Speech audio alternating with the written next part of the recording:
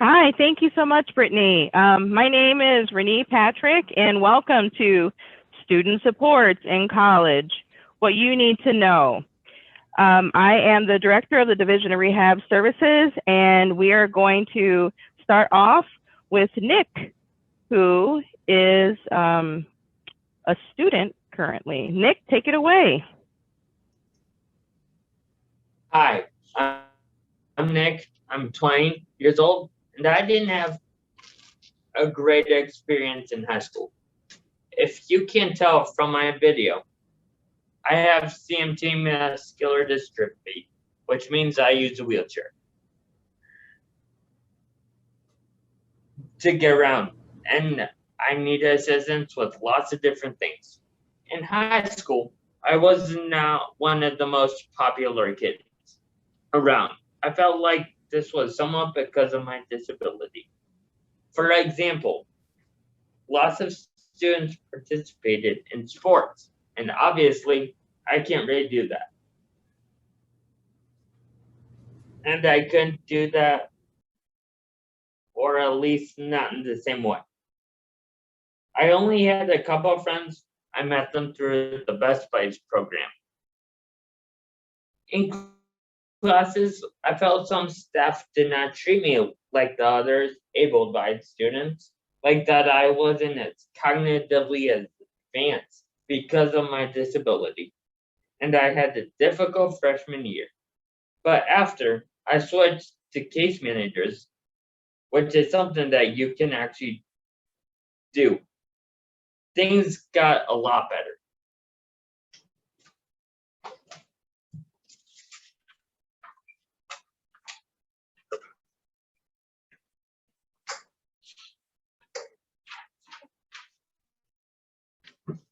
I didn't have much of a plan for what I was going to do after high school, and I wasn't sure what my options were. But that all changed when I heard about iCrete. Oh, I see stuff. Can you go to the activity room on the Which first is floor? the transition program I am in now.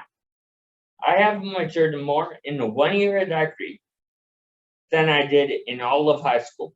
At iCrete, I'm able to have more independence, and I realize that options, or what options I have.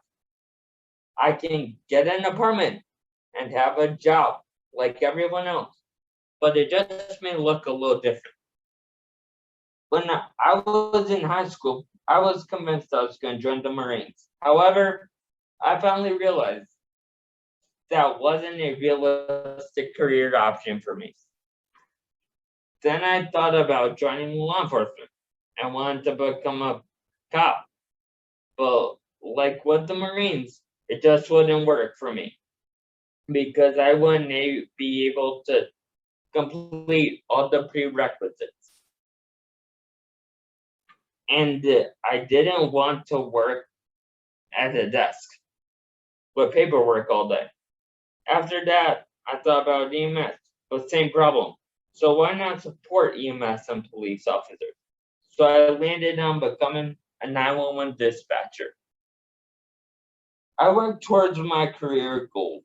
I recently became a certified member of the Community Emergency Response Team for DuPage County. I feel confident transitioning into adulthood. Now, I'd like to introduce the superintendent of iCrete, Miss Letitia Doe.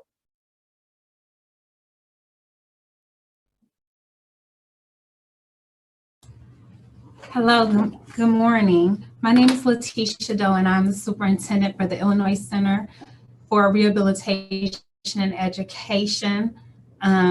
We're called iCrete. We are a residential transition program. Transition services are a coordinated set of activities for students with disabilities that are designed to be a result-oriented process, which includes school to post-school activities, post-secondary education, vocational education, integrated employment, independent living, advocacy, and community participation. Transition planning is the foundation for the IEP, which is an individualized education plan. And Ms. Maselli, who is our principal, will be talking about the process of the IEP and how it works with students transitioning from high school into adult living and other programs such as our transition program. So Ms. Nicole Maselli. Good morning, everyone. My name is Nicole Maselli. I am the interim principal for the Illinois Center for Rehabilitation and Education, Roosevelt. And today I'm going to discuss what is an IEP. An IEP is an acronym that stands for Individualized Education Program. Some people refer to it as an individualized education plan. Each program or written plan is designed to meet a student's unique needs. It is a legal document enforced federally by the Individuals with Disabilities Act, also known as IDEA.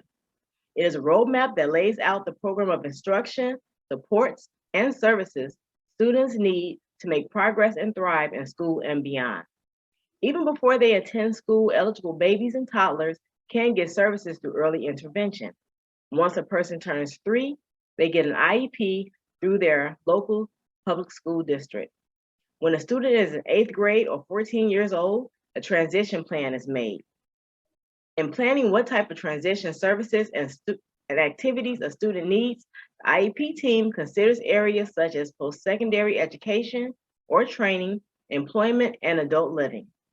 A student is usually made known to the Department of Rehabilitation Services at this time. The life of an IEP lasts until age 22. After high school, students have the option to explore their interests through transition programs and vocational rehabilitation services to obtain job training, employment, and college preparation activities. So that basically sums up what an IEP stands for.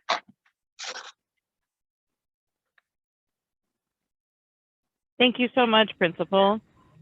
We're going to poll now. We're going to have a poll all the participants here. We wanted to know who you are and why you're interested in coming to our program. So the question is, what options are you considering for your future once you leave high school? And you could have as many choices as possible. You might be undecided, you're going to a trade school, you're going to a vocational program, attend a 2-year institution, you're going straight to getting a job, you're going to attend a 4-year college or university, and maybe you're considering getting your master's degree or trying to go for a doctorate. So just fill out your check the box that applies to you most.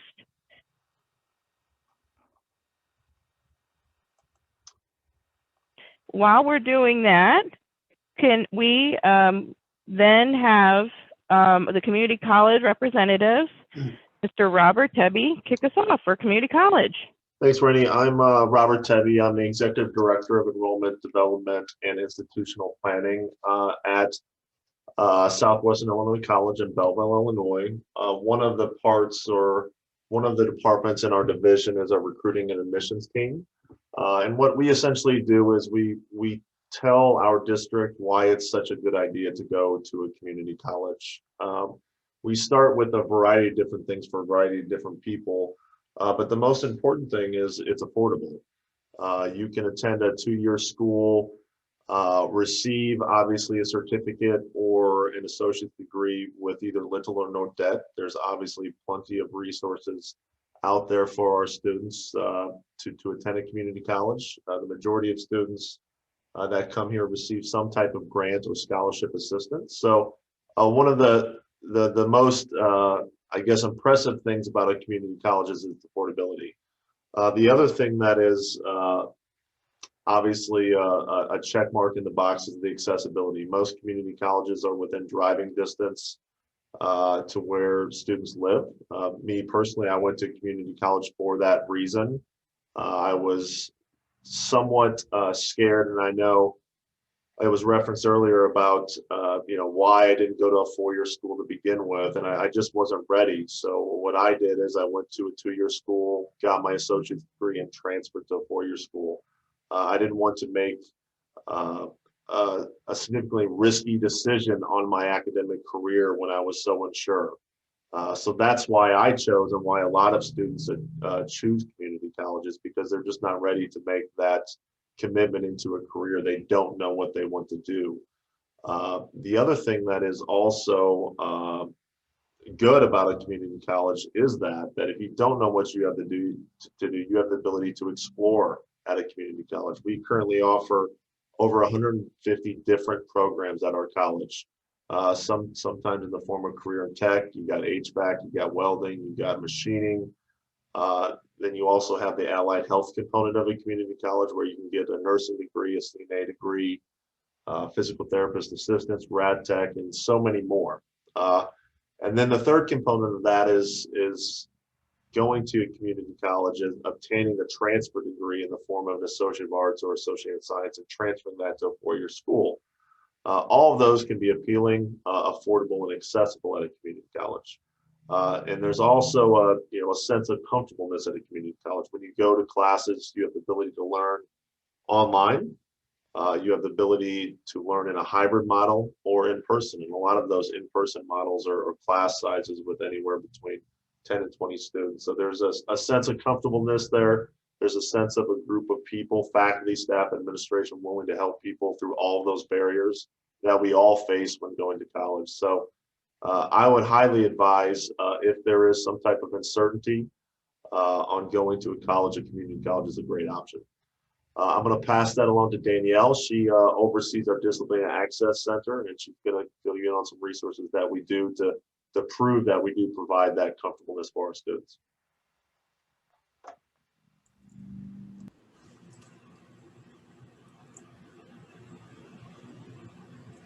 Well, hello, everyone. As Mr. Tebby had mentioned, my name is Danielle Chambers. I am the Chief of Student Services Officer, which means that one of the things under my umbrella is that I do oversee the Disability and Access Center for Southwestern Illinois College. One thing that I wanted to point out to you all is that transitioning from high school, as Mr. Tebby mentioned, it can cause anxiety for anyone, not just for individuals with disabilities, but anybody who is transitioning to a college or university. They're going to have some sort of anxiety about it. So you're no different from anyone else. So first thing I would like for you to do is just take a deep breath and relax. Our department is here to help you get through that transition, to help you get through your next 2 years here on our campus. Now, with saying that though, however, it is a little bit different from high school. And those differences are that you have a little bit more control. You have a little bit more control over your education, and you have a lot more independence.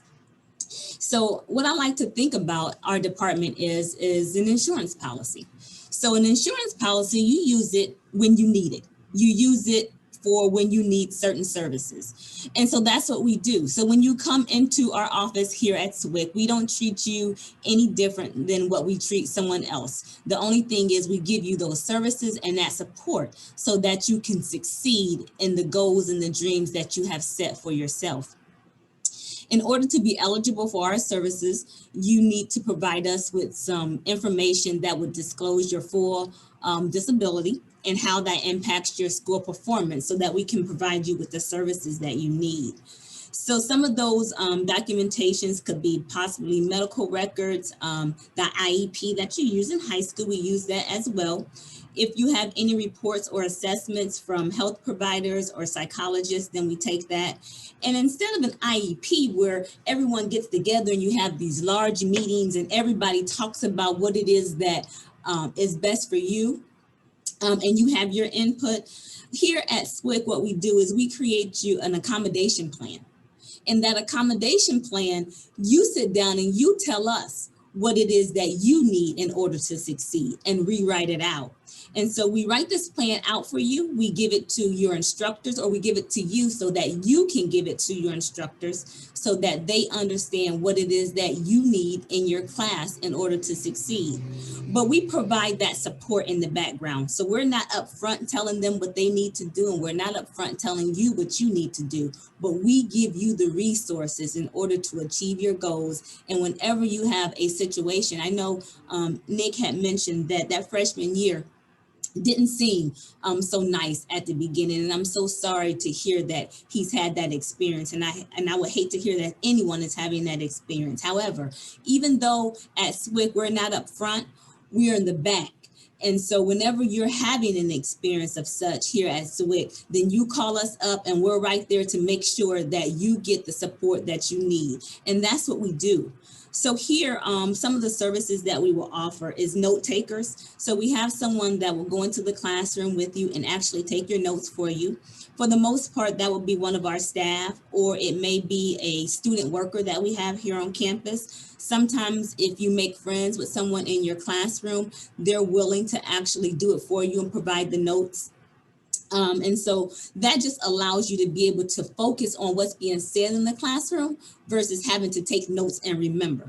We also provide a recorder if you prefer to have a recorder versus someone who takes notes. We have calculators that talk. I was actually looking for one of those, but we have calculators that actually talk to you. We have screens that have magnified readers. We have noise canceling headphones. That way you're not disturbed. We have reduced distraction areas where you can take tests. So you don't necessarily have to take your test in the classroom with everyone else. When it's time for you to take your test, then you actually come over to our department. We have an office over here where we have separate offices. You go into an office and you take your test there. And if your test is typically an hour, then you may get 2 hours, or just depending on what it is that we put in that plan for you, and it's uninterrupted. For those individuals who need Braille, we have Braille system that you can use. We also have a very neat device that you can talk into, and it actually prints out everything that you say. We have specialized chairs and desks that we put into the classrooms if you need something for maybe mobility or different ways to keep you comfortable, just depending on what maybe your physical disability may be. We also have a device that we upload all of your school books to it. And then once we upload those school books to your account, then you can go in at any time and it reads the book back to you. It'll highlight and you can make notes on the side so you can go back and look at it. And this system that we provide, it also allows for you to look at websites if you have to do research papers and things of that nature, and it'll read the it'll read the website back to you. So that's also something that we offer. If you're interested in being a nurse, we have amplified stethoscopes. So those are just some of the things that we offer. Of course, that's not all of them. So again, this is a place where you can take control of your education. You can take control of what it is that you want to do, your dreams. We're just here to support. So if none of those things are what you need that I read off, then you come and you talk to us and we determine together what it is that best fits you. And if we don't have it, we'll do our best to get it. Again, I think of us as a security deposit. You come in, you let us know that you need us. We let you know that we're here. And when you need us, you give us a call and we'll be there. The other thing that we offer here is career services. And so later on in this discussion, you are going to hear from a young lady who goes out and she finds jobs. But here at SWIC, we offer a career service department, and I'm also over that department as well. So what we do is we look for individuals in the community that need employees, and then we offer them our students. So one thing that I want you to realize is though we don't describe you as someone with Down syndrome, or we don't describe you as someone in a wheelchair. We don't identify you by your disability. Here, you're Danielle Chambers. Here, you're Joe Smith. Here, you're Amanda. That's who you are here at SWIC. And so when we look for you to have an employment, you tell us where you want to work at or the things that you would like to do. And that's what we look for you. We don't go out and say they have a disability and so they need X, Y, and Z. We treat you as an individual because that's what you are. And so there's a lot to offer. So I encourage you to write those dreams down. I encourage you to go back and visit those dreams so that you can expedite them, so that you can be all it is that you want to be, because you can do it just like anybody else can do it. And I'm here to help. If you have any questions, concerns, thoughts, or ideals, please reach out to one of the panelists who has our information. And even if you don't pick SWIC, then I can still answer questions and I can still be a support. And I thank you and I wish you all the very best. Awesome. Thank you so much, Danielle. Our next panelist is Lori, who's going to talk about a university. Lori? Good morning. I'm Lori Hennihan. I'm an accommodations coordinator at Student Access and Accommodations Services at Illinois State University. And I'm so excited to be here today and to share with you some of the opportunities that are there for you once you make your decision to go on to college. And some of you may be thinking about that as you're thinking about your goals and your dreams and the things that are in store for your future as you're getting ready to graduate from high school. And thank you so much, Danielle, for your communication and your support. I just want to kind of reflect some of those same things that Danielle's saying. When you come to college, we don't treat you like you're the student who has a disability. When you come to a four-year institution, you're very much in the driver's seat of your own destiny. And you are very much in the driver's seat. And when I say driver's seat, I mean you are the one in charge of what's in store for you. And so as you're thinking about going off to school, you're going to want to think about those things that are a good fit for you, just in general. Think about in your decision-making process, what kind of institution you'd like to go to. What's it look like for you? What kind of majors do they have? Does that institution have your major? What's the living like? What's the social scene like in college? Because that's something that's really big on campus too. And also be considering what financially it's going to look like too. I know that the Department of Rehab Services serves as a support for many students as far as financial considerations, but be thinking about that, because when you come on to college, to a four-year institution, it's a huge investment. It's a huge investment of your time, and it's a huge investment of what's in store for you for your future.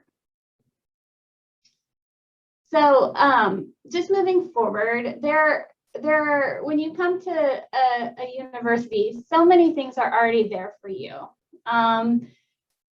Universities have more what is called this initiative on universal design that's going on. And so you may see that many universities are awesome and available to you. Things are designed in a way with curb cuts and sidewalks and even the online format that's designed for you.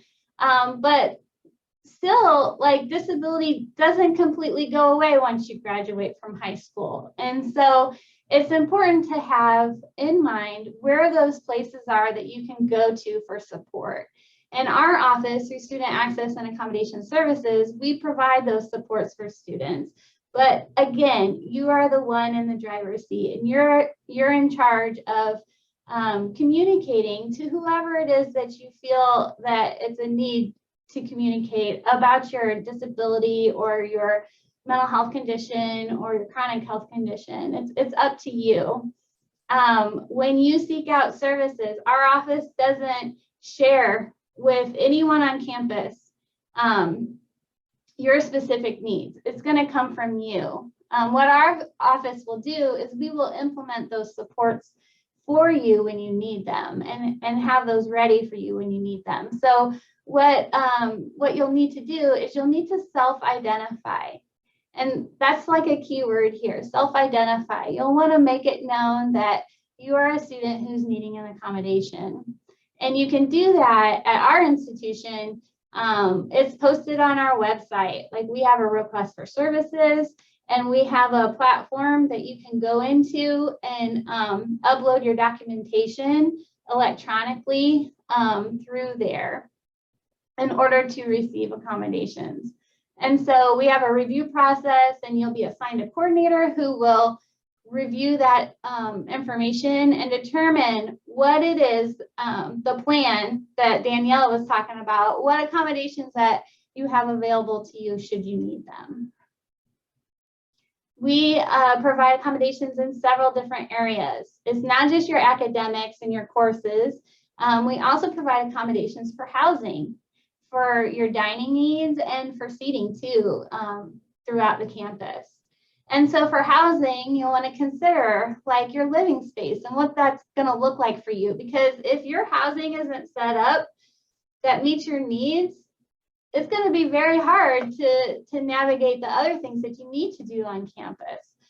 So be thinking about those specific needs that you might have for housing. Some students may request to have a single room, to have space so that they can manage their condition in a way that they feel comfortable doing, or even have a personal assistant, you know, at the times that they need to, coming in and out for those that may need it. But there's a whole slew of housing accommodations as well, as far as location on campus, and even being near a restroom if need be, or other sorts of needs specific to housing. So be thinking about that. There's also for dining, our university happens to have a campus dietitian. So for those of you that may have any needs regarding allergies, we have a campus dietitian that you can meet with to kind of find out where those spaces are that have those completely gluten-free or nut-free items that you may need. And our campus dietitian is even willing to put out specific things if there's an additional need that someone has for students in their dining facility as well. So, so those needs can be met. In addition to dining and housing, it goes back to the academic accommodations and the academic side of accommodations. And there's all kinds of accommodations in that area, but some typical ones are having more time for tests, or being able to take your test in a separate area that's distraction-free or distraction reduced in a quieter setting. Some of the classes that you may attend at a four-year institution may have 300 students or more in a class. And so being able to focus and take your exam in the classroom might be a bit difficult and full of distractions of people getting up and moving around. And so we have facilities much like Danielle does as far as students being able to come and take their exams in our office.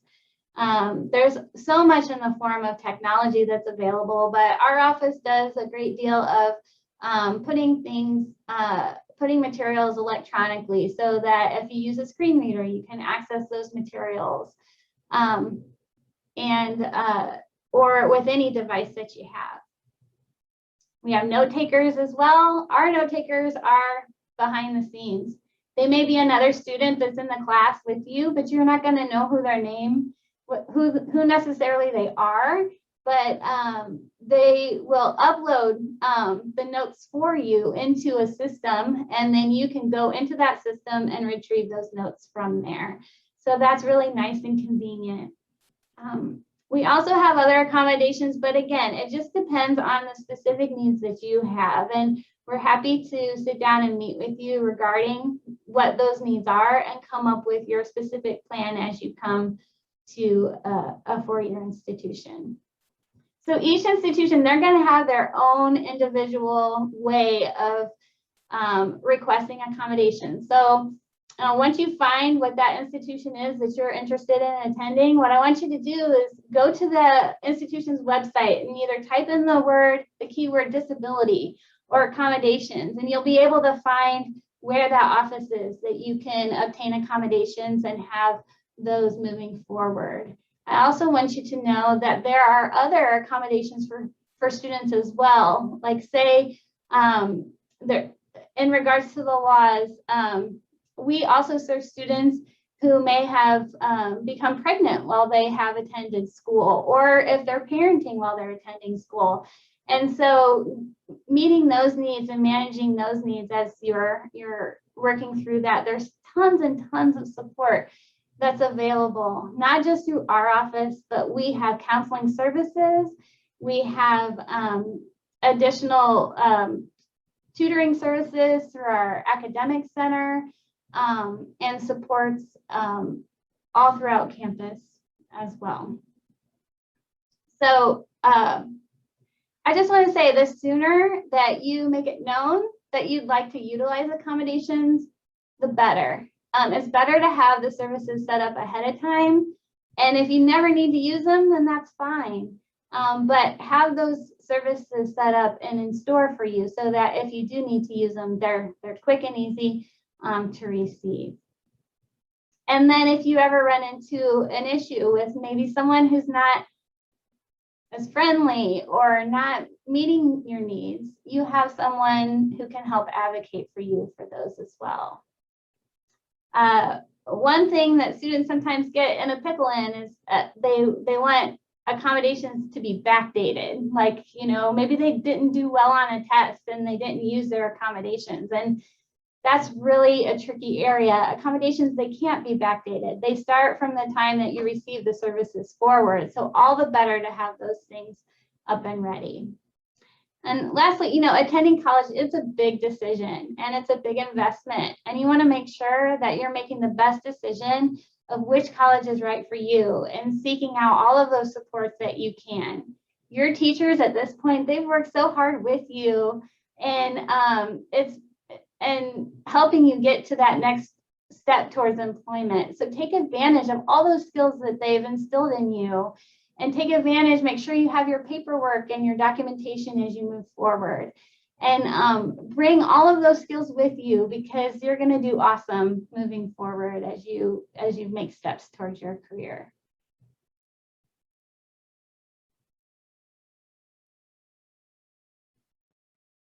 Thank you so much, Lori.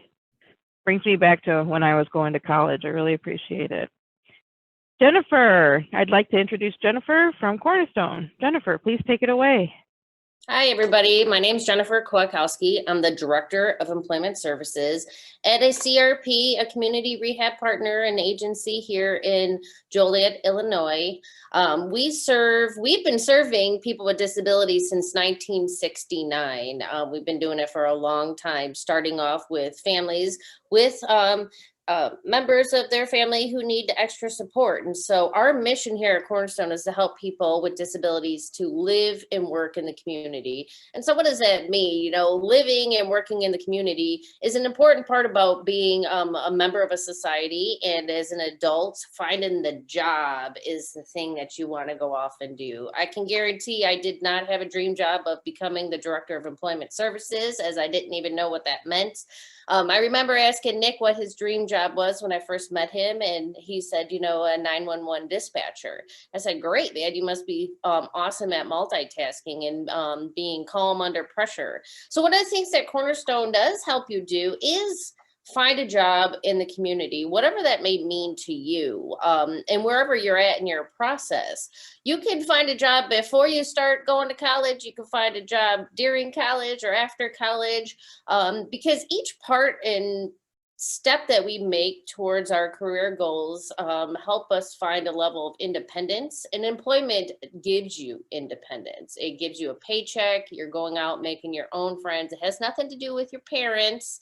And it's just a part of adults, and it's an important part of our society, our global economy right now too, as we know that people aren't working as much as they would like to. So what happens when you're ready to get a job in the community?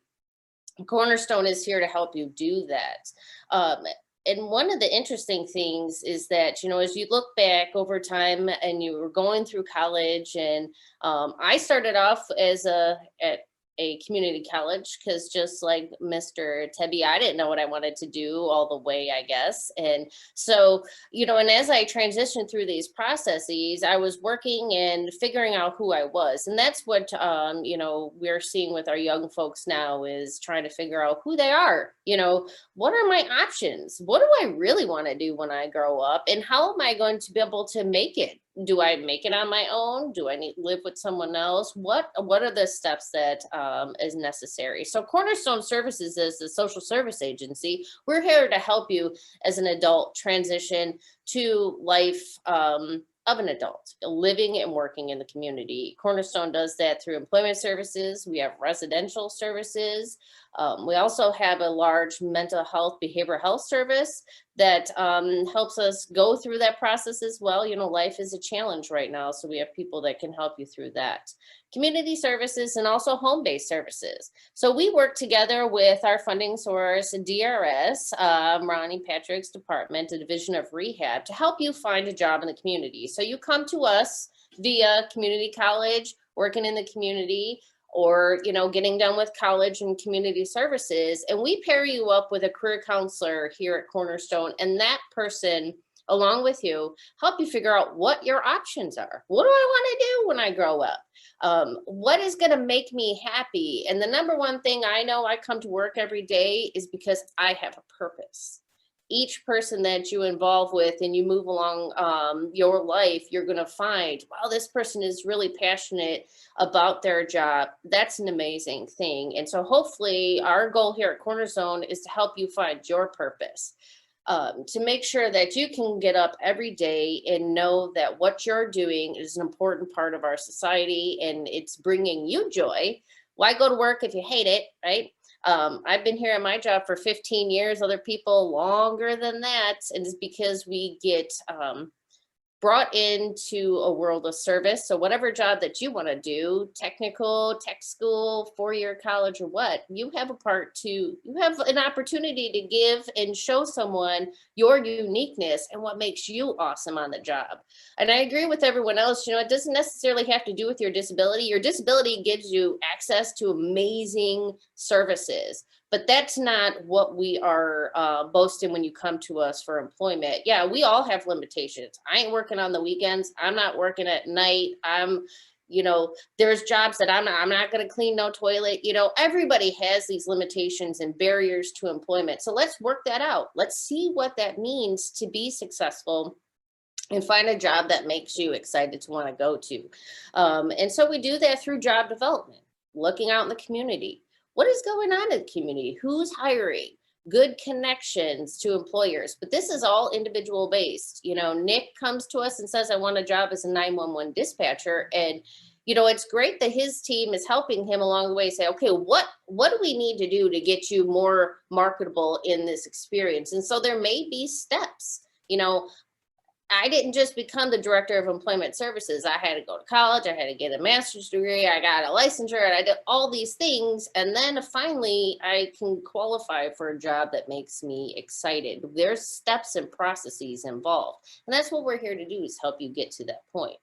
So as you go through your process, we're doing resume skills, we're doing interviewing skills. Online applications are crazy right now. They're very hard to navigate, take a lot of time. And if you don't have a lot of good technology or resources, how are you going to finish an online application from A to B? And that's where our services come into play, to level the playing field. So there is no difference between you and the next person. What we're trying to do is make it, why are you better for this job? Just like anybody else, you're selling yourself. It's a sales thing. Okay, going in, too bad we don't get to do handshakes anymore in job interviews. Everything is online. There's so much of our social aspect that's changed because of COVID. So how do we change? How do we evolve? How do we articulate and communicate who we are and our uniqueness through this crazy world right now? And so Cornerstone will help you do that, figuring out, do I need an accommodation? Number one, I think discuss talking about your disability. Do you know how to talk about your disability? Do you even want to? You don't have to. No one has to ask you how old you are or what gender you are or what your disability is. No one needs to know that stuff. But if you feel like it's going to help you, just like Lori said, the accommodation is a lot easier to put in place before something happens. But if not, well, then we'll attack it then. And I think one of the things people get afraid of going out and finding jobs is, what if I don't like that job? You know, what if I just quit? Okay, I've quit a job without notice as a young person. That happens. So I want to normalize some of those processes, you know, and so through this, we're helping you find the job that you want, retain that job that you have, and then help you move on. And maybe that's not your end all be all job that we help you find. But together with DRS and Director Patrick's group of amazing staff, we are helping you achieve those career goals. And we're always here. That's an amazing thing, is that you can come back to our services later down the way. We have a lot of folks who come back and say, hey, you know what? I had a change in my disability. Now I need to do something else. So we're assessing those things and trying to decide, okay, what's going to be the best thing for you? Looking at your limitations or barriers. Transportation. How the heck do I get to work? You know, my parents can't get me there. That's a real issue, but no matter where you live, in the city, in the rural suburbs, it's very difficult. And then also, you know, if you have benefits, Social Security benefits, what happens when I start working? Am I going to lose my benefits? Can I afford to lose my benefits? We have career counselors and benefits counseling staff here at Cornerstone to help you navigate that process. Like, okay, if you can't lose your disability, well, what does that mean? Okay, how much can I work? And there's accommodations that can be put in place where you can work at your highest level capacity and still have the services that you need. I mean, it's overwhelming. Adulthood is overwhelming anyway, disability or not. So it's beautiful when you have supporting staff and people to help you, guide you through the way. So Cornerstone, we're invested in your success. You know, Cornerstone staff is invested in your career goals, and we're not going to stop unless you say, you know what, I'm good. But motivation is the key. So definitely once you're ready to start working, get out there, start trying some stuff out. You know, you want to work at Starbucks, go sit in Starbucks and take a look at what it means to actually work in Starbucks. You know, inform yourself of the job market and what's really out there and what you can and cannot do. So with that, I hope that everybody, you know, as you go through and transition to the next stage of your life, come on, let us help you find a job in the community, because the community needs you, the economy needs you, and we'd like to get you back out there. Thank you.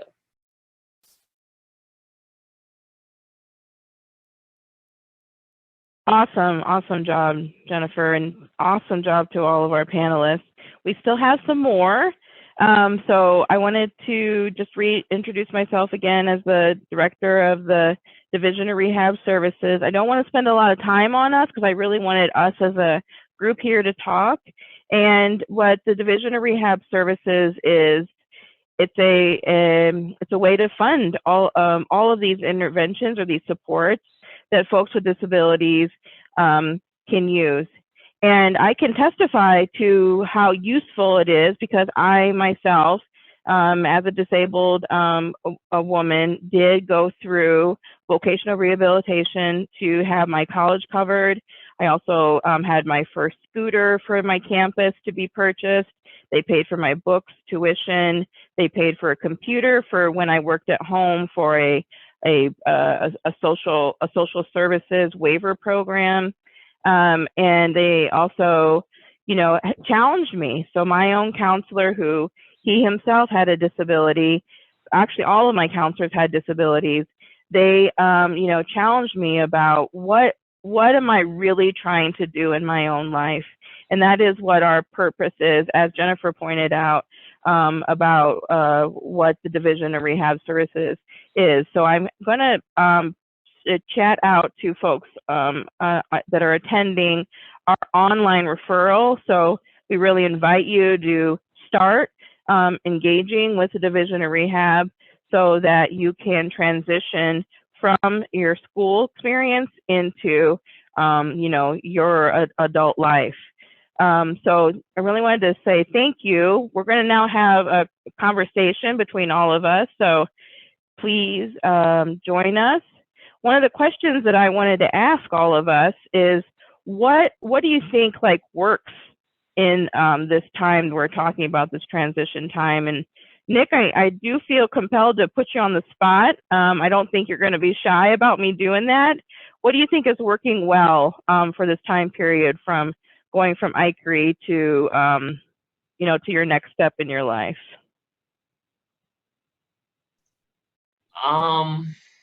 I think that ICRE has been the best thing that's ever happened to me. Because without any services at all, I would be 100% lost. So that's probably the most important thing to everyone. In high school and leaving high school, I recommend get into some type of program. That's bottom line. Just get help. Awesome. That's a great message. Any other folks that have feedback? I don't know if folks ready for that. Want to chime in? Anybody? Hi, this is Letitia. Just to piggyback off of what Nick said, you know, we are a transition program here with the Illinois Department of Human Services Rehab, Division of Rehab. And, you know, it's very important that, you know, students have the ability to have training, education, employment services, and independent living skills, if that's a possibility. And I think the main key to all of this is communication, and, you know, like a platform like this, having the opportunity to be aware of services that are available throughout, you know, wherever you live, what's, you know, available to you. And I think that's part of the component that needs to be more focused on. And, you know, it's a resource that I think people, and, you know, people with disabilities or people in general really need. I think we're lacking with that. But overall, I think if we are able to get more information out to students and to families to let them know, I think that would be the right path for, you know, people to be on, to be able to invest in their future.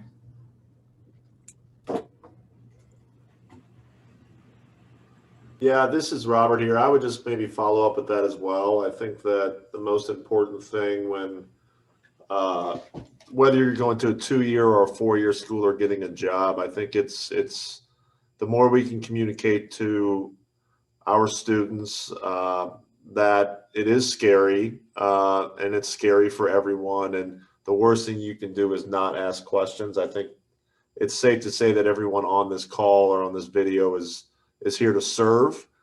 And I think that that's our job, but we also need those potential students to ask questions as well. So I would just reiterate that. Hi, this is Danielle at SWIC again. I just want to share. So what we've started doing in our department is that we reach out to high schools, and some high schools reach out to us. And so what we do, what we've been doing lately is we've been a part of the actual IEP team. So when that student is in the 12th grade and they're even thinking about what is life going to be like for me when I leave here, we're already a part of that team. So when they're having the IEP meetings, we now are doing Zoom, where they Zoom us in.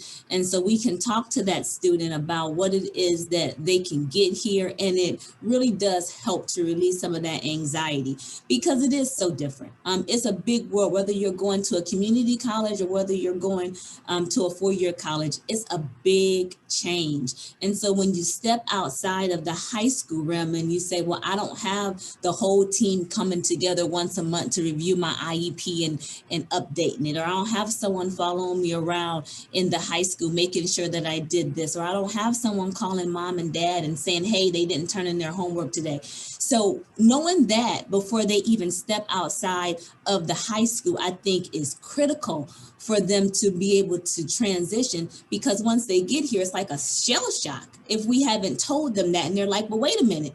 And then mom is upset because we didn't reach out and say, hey, they're not doing well, or they are doing well. And when mom finally does find out, or dad finally does find out, and they're like, well, why didn't anyone tell us? Well, it's important that we're upfront and we let them know that this is their life. This is how they're going to be able to grow. This is how they're going to be able to be independent. This is how they're going to be able to be the biggest advocate for themselves, is letting us know what it is that they need, and for us to respond and seeing what we can do to provide.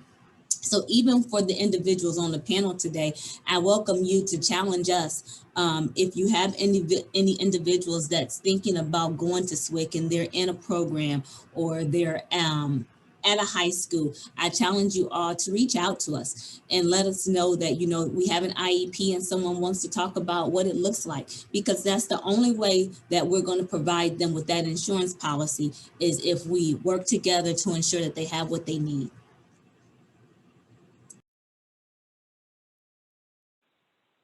I love, Danielle, how you talk about, you know, like a deposit, or, you know, like your program being like a deposit, or that terminology that you just used to, you know, really helps to crystallize like what our intentions are across the board.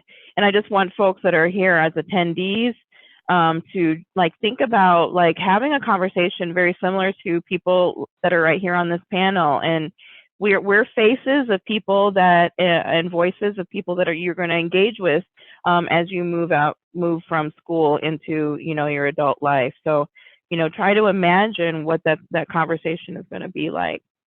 Any last thoughts on this question here? I would like dog. to just, that was my dog there back there. oh, this is Lori from Illinois State University. I would just like to add that, you know, one of the things that really goes really well in transition and with transition is just being comfortable in your skin and who you are, and all of the qualities that you bring to the table, regardless of what institution, what work you're going to be doing. But you have so many assets that you can bring, and so many skills and talents that you can bring to any area, and just be comfortable with that, and your abilities with that. Great point, Lori. And yeah, Principal. Hi, I wanted to touch on something that Danielle said earlier. You have a team at school, but you also have a team at home. And when you transition, you're changing from childhood to adulthood. It's going to be hard for you, and it's also going to be hard for your family. So you're going to realize that there's going to be anxiety from your parents. They're seeing you in a different light. They might not think that you're ready to be an adult, but you're going to be an adult whether you're ready or not. So you have to go into the programs with an open mind and heart, and find out what your interests are. Because like Nick said, sometimes you think you're going to be one thing, or you want to do one thing, but then you realize once you start looking into different programs and different opportunities that you might be well suited for something else. So be ready for the change, because the transition is a change. So open yourself up to be open to any change. When I was in high school, I thought I was going to work on be an airplane mechanic, and now I'm a teacher. So you never know where life is going to take you. So be open to all the experiences so that you can embrace whatever comes to you, and you might find out a new passion that you have. Well said, well said. So in our last 5 minutes, wanted to talk about something that, you know, are some things that don't go well with this time period. Any thoughts on that? Nick, I want you to start us off again, if you don't mind.